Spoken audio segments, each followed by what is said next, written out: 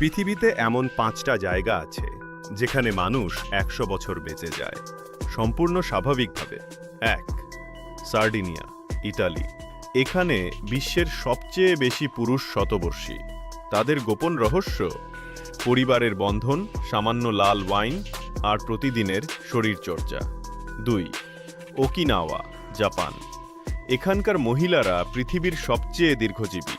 তাদের সূত্র ইকিগাই, মানে জীবনের উদ্দেশ্য আর বন্ধুত্ব ভরা সমাজ। 3. নিকোয়া, কোস্টারিকা। রোদ, পরিষ্কার বাতাস, বেঞ্চ আর সুখী মানসিকতা। ওদের মন্ত্র পুরা ভিদা, মানে বিশুদ্ধ জীবন। 4. ইকারিয়া, গ্রিস। এখানকার মানুষদের নিয়ে বলে ওরা মরতে ভুলে গেছে।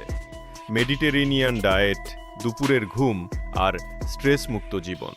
5. লোমা লিন্ডা, আমেরিকা। সপ্তম দিন অ্যাডভেন্টিস্ট সম্প্রদায়ের মানুষ গড়ে 10 বছর বেশি বাঁচেন।